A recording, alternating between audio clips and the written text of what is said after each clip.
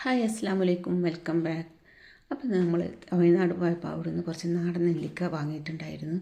അതുകൊണ്ടൊന്ന് അച്ചാറിടുകയാണ്. അപ്പോൾ അതിന് വേണ്ടിയിട്ട് സ്റ്റൗ കത്തിച്ചിട്ട് പിന്നെ ഒരു ചട്ടി അടുപ്പത്ത് വെച്ചിട്ടുണ്ട്. ഇനി അത് ചൂടാകട്ടെ. അപ്പോൾ വീഡിയോയിലൊക്കെ പോകുന്നതിന് മുമ്പ് നിങ്ങൾ എൻ്റെ ചാനൽ ആദ്യമായിട്ട് കാണുന്നവരാണെങ്കിൽ ഒന്ന് സബ്സ്ക്രൈബ് ചെയ്ത് സപ്പോർട്ട് ചെയ്യണേ. തൊട്ടടുത്തുള്ള ബെല്ലൈക്കൺ കൂടെ ഒന്ന് പ്രസ് ചെയ്യുക. അപ്പോൾ ഓൾ എന്ന ഓപ്ഷൻ വരും, അതിലും കൂടെ ക്ലിക്ക് ചെയ്യുക. ഇനി ചൂടായ ചട്ടിയിലേക്ക് 1 ടേബിൾ സ്പൂൺ ഉലുവ, 1 ടേബിൾ സ്പൂൺ കടുകും കൂടെ ഇട്ട് കൊടുത്തിട്ടുണ്ട്. ഇനി അത് നന്നായിട്ട് വറുത്തിട്ട് കോരി വെക്കുക.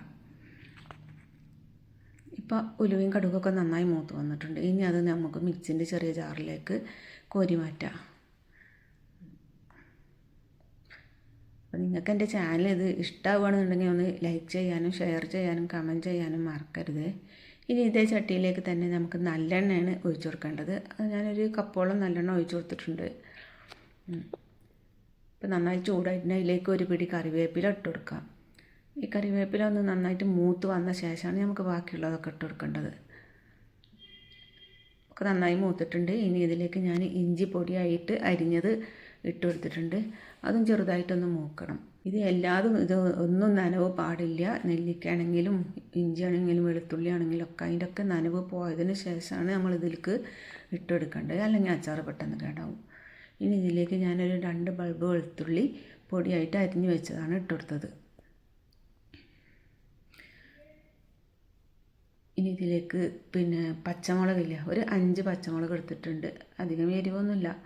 അത് ചെറുതായിട്ട് അരിഞ്ഞതാണ്. അതും കൂടെ ഇതിലേക്ക് ഇട്ട് കൊടുത്ത് ഇതൊക്കെ നന്നായിട്ട് മൂത്തിട്ടുണ്ട്. ഇനി ഇതിലേക്ക് തീ ഓഫ് ചെയ്തിട്ടുണ്ട്. ഞാൻ ഈ പൊടിച്ച് വെച്ചിട്ടുള്ള പിന്നെ ഉലുവയും കടുകും കൂടെ ഇട്ട് കൊടുത്ത്.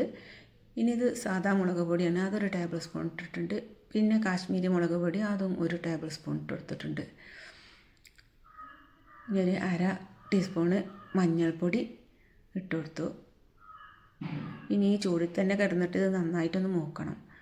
ഇനി ഇത് ഇട്ട് കൊടുക്കുന്നത് പിന്നെ നമ്മളെ കായം പൗഡറില്ലേ, അതിലേക്ക് മൂടി തുറന്നപ്പോൾ അതിൻ്റെ ചെറിയൊരു പീസയിലേക്ക് വീണ്, അതാണ് ഞാൻ എടുത്ത് മാറ്റി വെക്കുന്നത് കേട്ടോ. അപ്പോൾ 1 സ്പൂൺ കായം പൗഡറാണ് ഇട്ട് കൊടുക്കുന്നത്. ഇതൊക്കെ എണ്ണയിൽ കിടന്നിട്ടൊന്ന് നന്നായിട്ട് മൂത്ത് വന്നിട്ടുണ്ട്. നല്ല മണമൊക്കെ വന്നിട്ടുണ്ട്. ഇനി ഇതിലേക്ക് വിനീഗർ ഒഴിച്ച് കൊടുക്കുക. വിനീഗറിൻ്റെ അളവ് പറയുന്നില്ല, കാരണം നെല്ലിക്ക കുറച്ചാണ് ഞാൻ എടുത്തിട്ടുള്ളത്.